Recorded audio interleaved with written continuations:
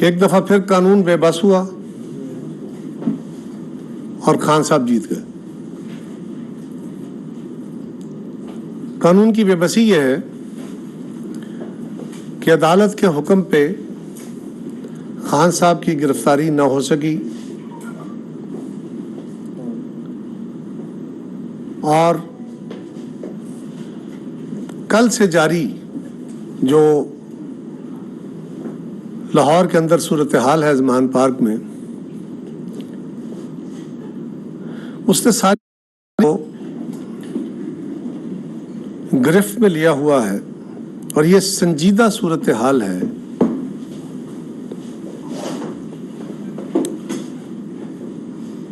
ایک طرف یہ کہا جا رہا ہے کہ خان صاحب کو گرفتاری سے بچانا ہے، خان صاحب ان کی جماعت اور ان کے کارکن سارے مل کے کہہ رہے ہیں کہ ہم ان کو گرفتار نہیں کرنے دیں گے،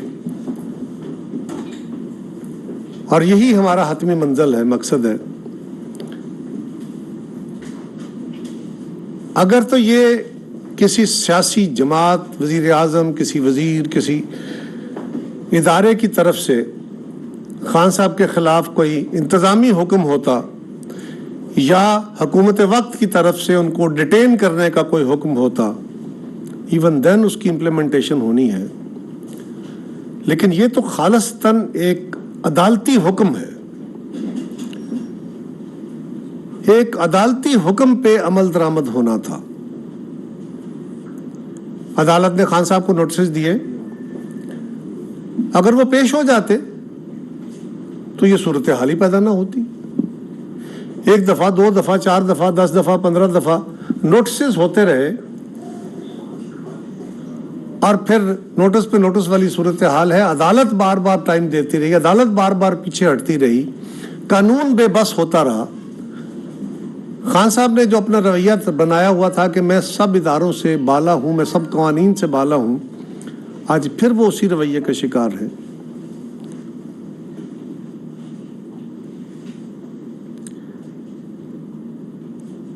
عدالتی حکم کے بعد وہاں پولیس کے 4 بندے گئے، ان کو نوٹس سرو ہوا۔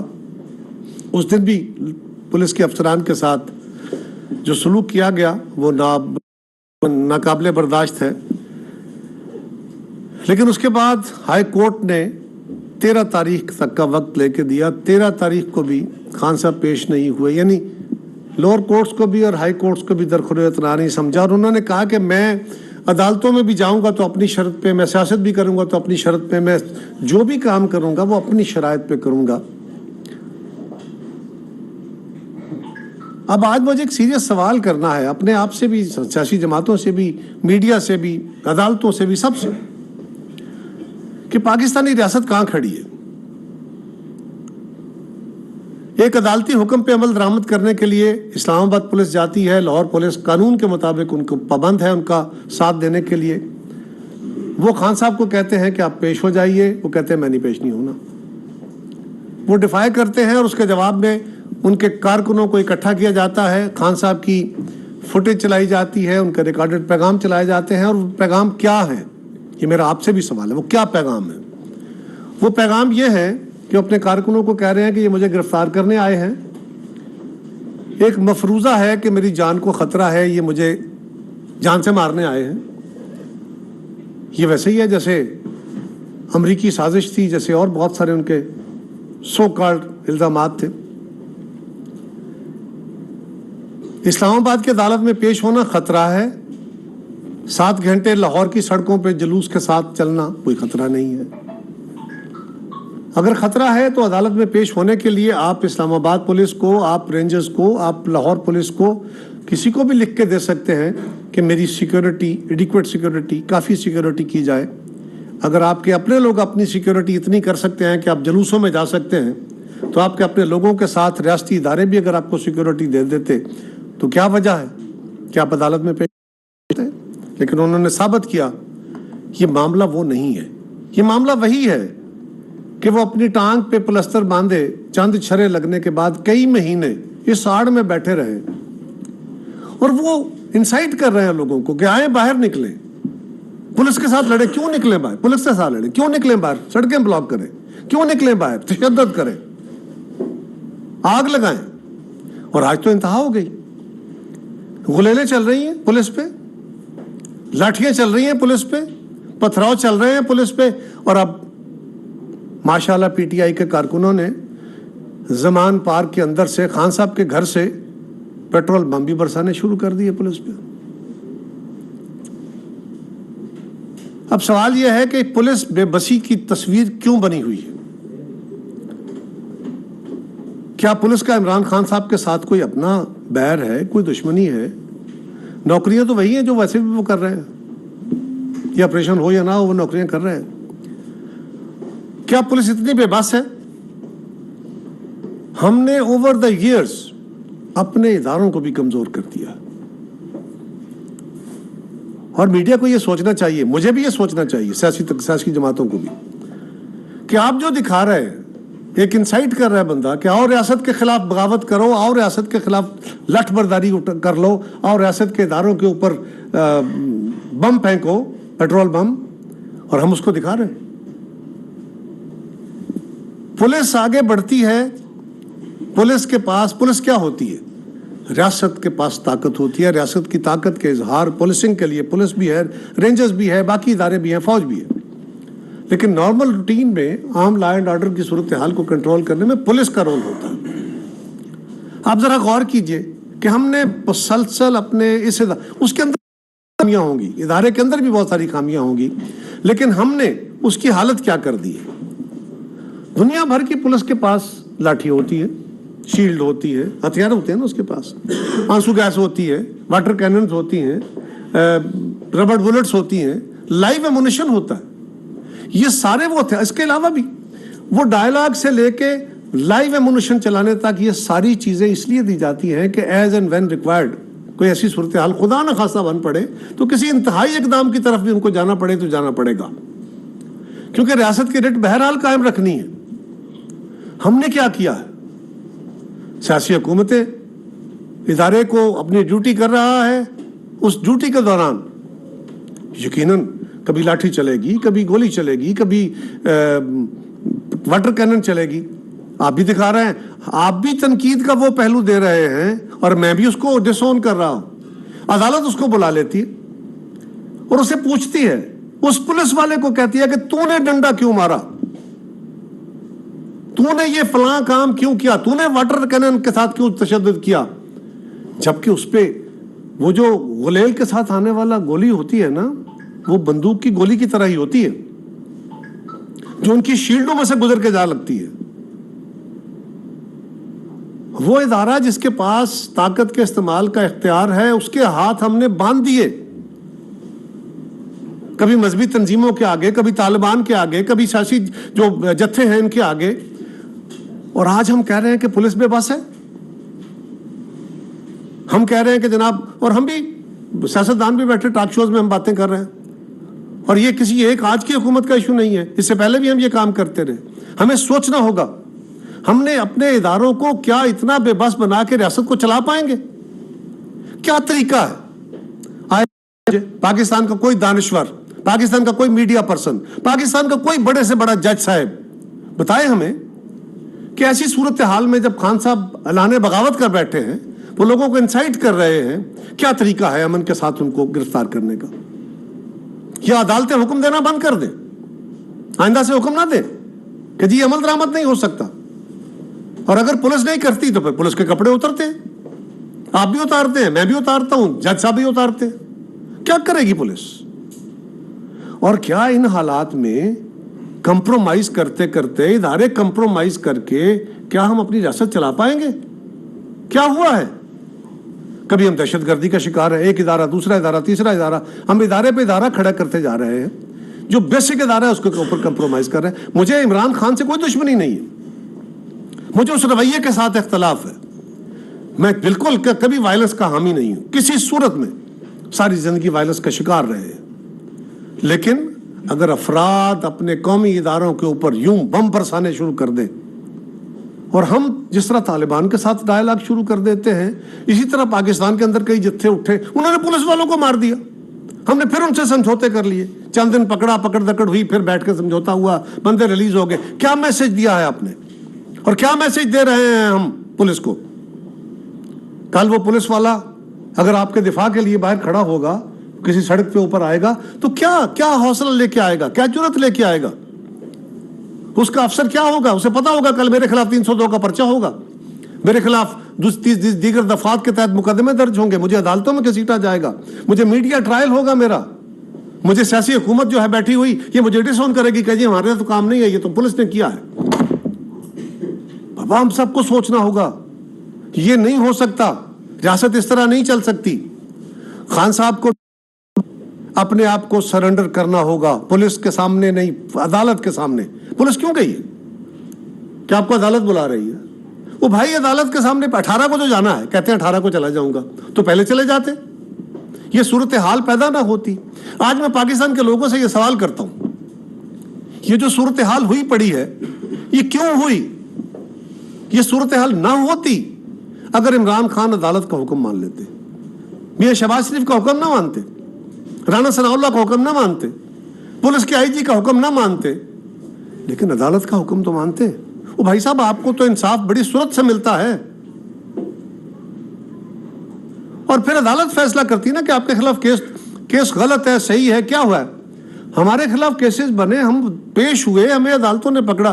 क्या जिस दिन आसिफ जरदारी साहब के घर कोई रेड हुआ था, कोई पुलिस के 5000 जवान आए थे लेने उन्हें, गवर्नमेंट ने, इमरान खान ने उनके खिलाफ केस दर्ज कराया। 2 सिर्फ नैब के अफसर, उनके साथ 2 सिपाही होंगे, वो आए, हम सब वहां मौजूद थे। हमने कहा जी बिस्मिल्लाह, अदालत का हुक्म है, हम चलेंगे, अदालत में लड़ाई लड़ेंगे।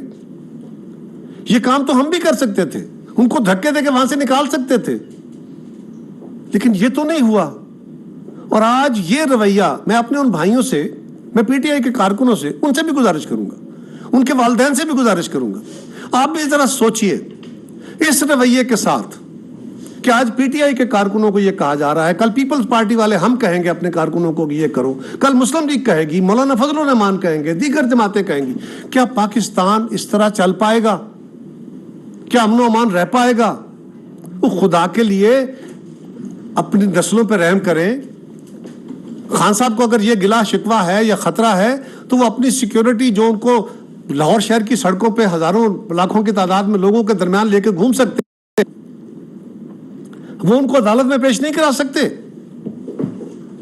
वो हुकूमत को कहें, हम उनको प्राइम मिनिस्टर के लेवल की सिक्योरिटी तो ऑलरेडी दी जाती थी, उनके पास तो अभी भी दीगर सूबों की पुलिस मौजूद थी, आप सब रिपोर्ट कर रहे थे उसको। तो फिर क्या वजह है ये रवैया कि मैं कानून से बालातर हूं, या ये फैसला कर लें कि आइंदा सब सियासतदानों को कानून से बालातर रखा जाएगा? आज तो अदालत ने भी उनके बारे में कहा, अदालत भी बेबस हो गई। मैं समझ रहा हूं कि ये बात हमें, मेरा कतन ये मकसद नहीं है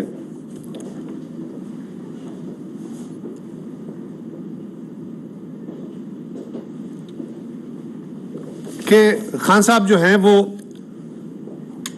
किसी ख्वाहिश के तहत गिरफ्तार हों। वो गिरफ्तारी इशू नहीं है, उनका अदालत में पेश होना इशू है। इसको जरा इस एंगल से देखा जाए, वो अदालत में पेश क्यों नहीं हो रहे? अदालत कहती है अच्छा नहीं पेश हो रहे मेरे समन पे, उनको पकड़ के लाओ, या फिर कह दे कि हमने ये भी हुक्म अदालत का नहीं माना, हम बाकी हुक्म भी नहीं मानेंगे, फिर रियासत अगर इस तरह चल सकती है तो चला ले। ये बड़ी सीरियस सूरत हाल है। दूसरी गुजारिश ये है, और हमें अपने इदारों को हौसला देना होगा।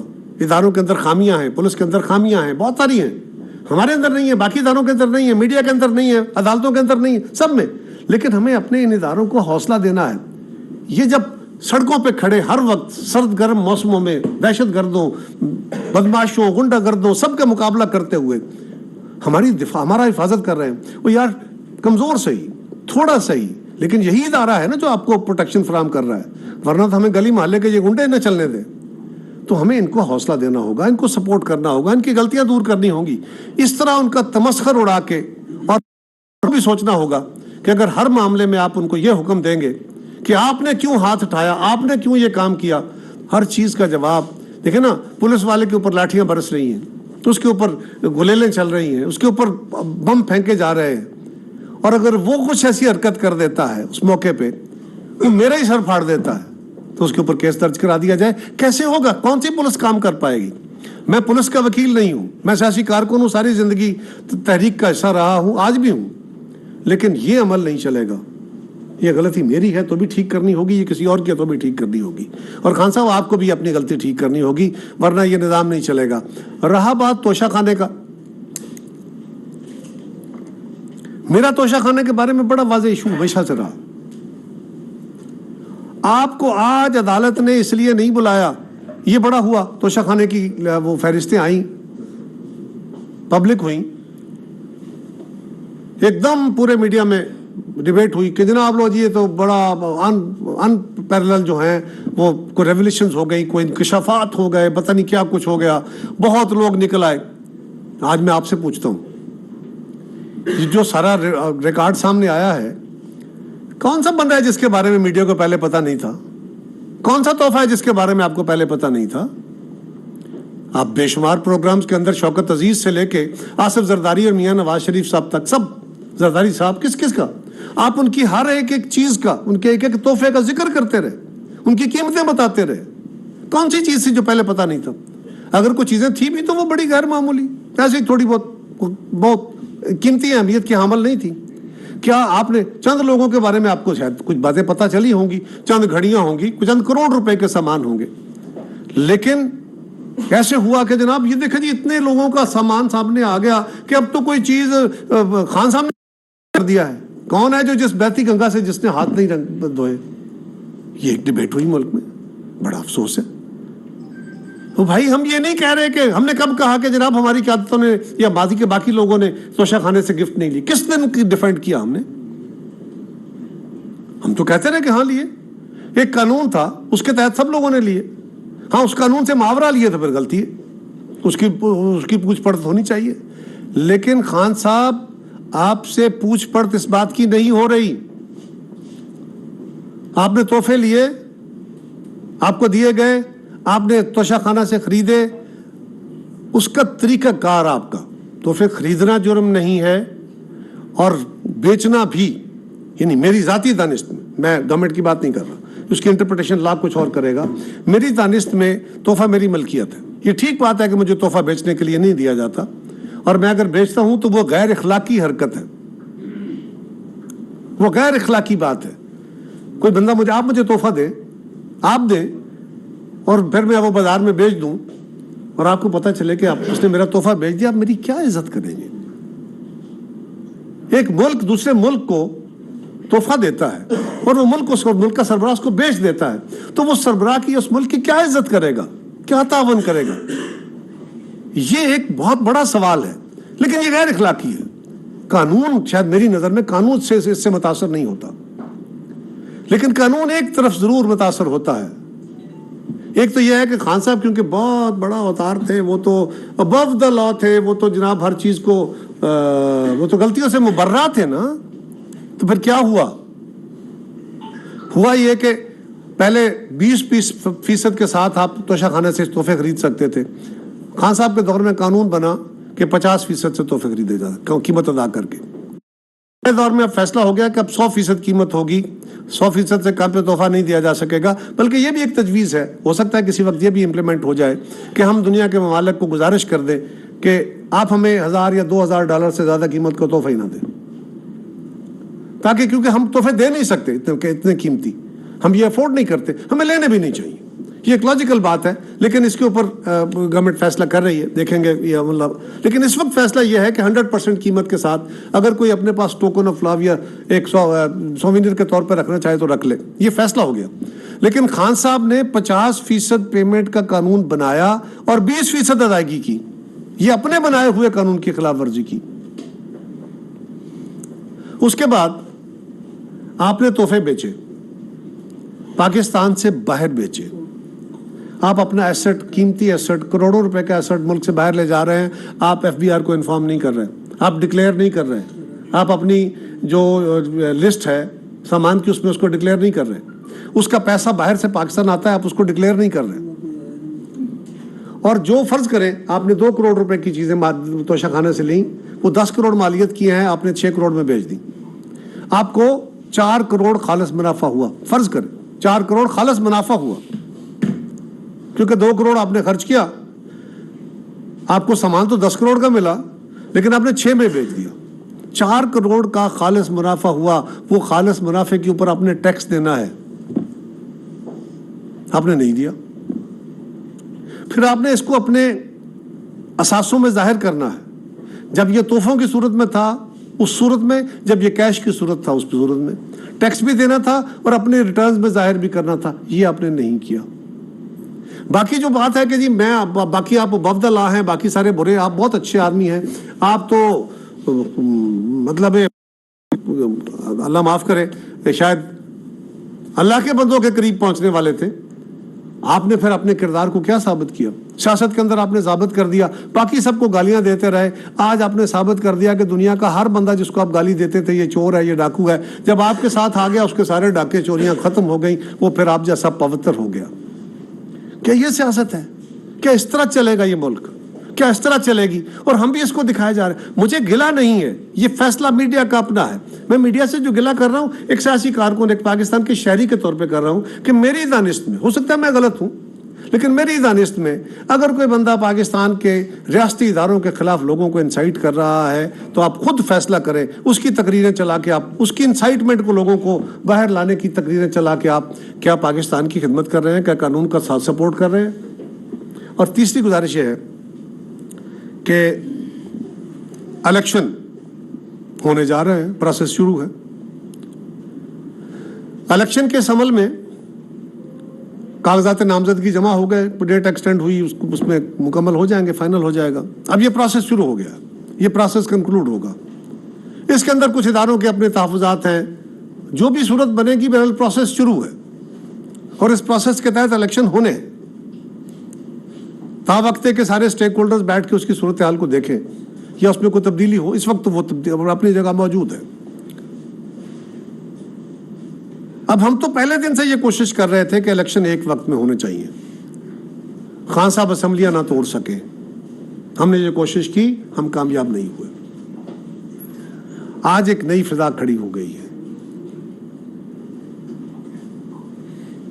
الگ الگ الیکشن کرا کے اتنے بھاری اخراجات پاکستان کی ریاست ویسے بھی افورڈ نہیں کرتی, اور اس برے حال میں جبکہ ہم روپے کو ایک ایک پیسے کو اکٹھا کرنے کی کوشش کر رہے ہیں اس میں. اور کیوں؟ دوسرا یہ ہے کہ سیکیورٹی سچویشن, لڑائیاں جھگڑے, پوری بہت بڑی موبلائزیشن ہے نا جی, پورے ملک کے اندر الیکشن ہے. 75% پاکستان میں الیکشن ہے اگر 2 صوبوں میں الیکشن کرایا جائے تو, شاید اس سے بھی زیادہ. سو اتنی بڑی موبلائزیشن کے بعد جھگڑے, فساد, لڑائیاں, سیکیورٹی, دہشت گردی, سارے رسک لے کے 20-22 کروڑ 25 ارب روپیہ خرچ کر کے آپ ایک ایکسرسائز کرنے جا رہے ہیں, اور اس کے بعد 4 مہینے بعد پھر آپ نے ایک ایکسرسائز کرنی ہے جو پورے ملک میں اس سے مہنگی ہونی ہے.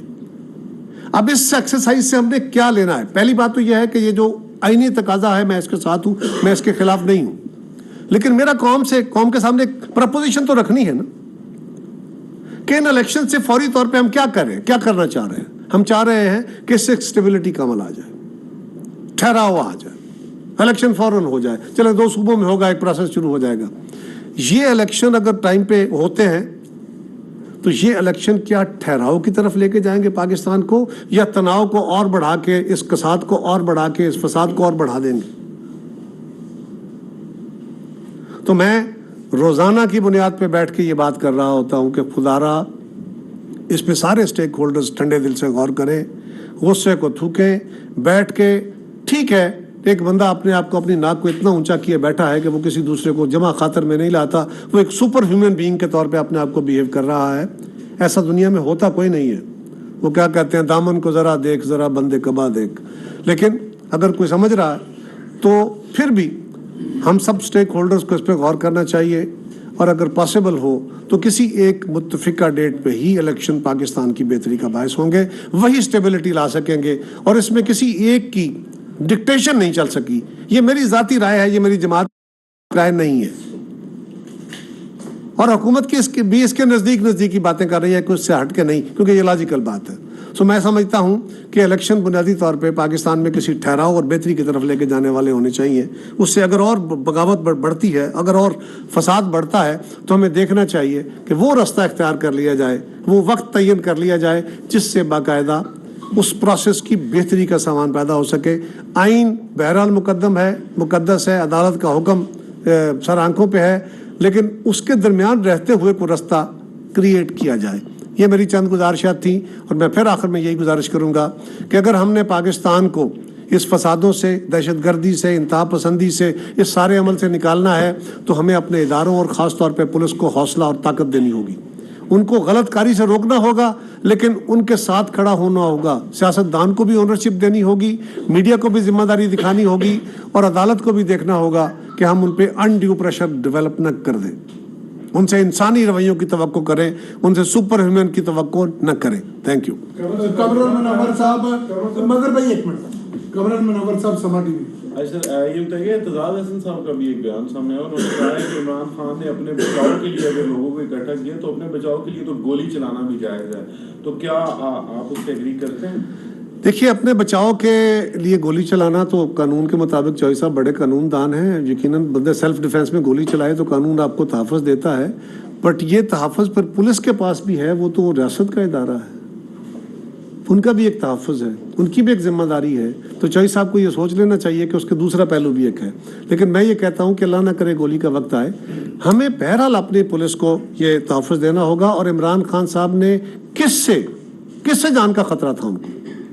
میں تو کہہ رہا ہوں نا کہ ان کے گھر پہ حملہ نہیں ہوا، عدالت کا ایک حکم ہے. یا چوہی صاحب میں بھی اپنی حکومت کو کوشش کرتا ہوں کنوینس کروں کہ جی عدالتی حکموں پہ عمل نہیں کرنا. یعنی خان صاحب جو ہیں وہ لاہور میں، ان کی جان کو کوئی خطرہ نہیں ہے، وہ ریلی کرتے ہیں، ان کو کوئی خطرہ نہیں ہے، وہ موب میں گھومتے ہیں 7 گھنٹے، کوئی خطرہ نہیں ہے. لیکن ان کو اسلام آباد کی ایک عدالت میں جو پروٹیکٹڈ ہے، جو بالکل ہر طرف سے بند کر کے ان کے لیے خاص طور پہ وہ عدالت بھی کیا، ان کے لیے خاص ایک ماحول ہی کھڑا کیا جائے گا انصاف میں پیش. وہ بھی اگر اس میں پیش ہونا ان کے لیے خطرہ ہے تو پھر کیا کریں؟ ان کے گھر پہ حملہ نہیں ہوا، ان پولیس والوں پہ حملہ ہوا ہے جو ایک عدالتی حکم کی تعمیل کے لیے گئے ہیں. اگر عمران خان عدالت میں پیش ہو جاتے تو یہ پولیس وہاں جاتی. مظہر اقبال صاحب. مشیر امور کشمیر قمر زمان کائرہ میڈیا سے گفتگو کر رہے تھے اسلام آباد میں. ان کا کہنا تھا کہ کل سے زمان پار کی جو صورتحال ہے اس نے ساری قوم کو گرفت میں لے رکھا ہے. اگر عمران خان خود کو قانون سے بالاتر سمجھتے ہیں تو عمران خان کو اپنے رویے پر نظر ثانی کرنا ہوگی.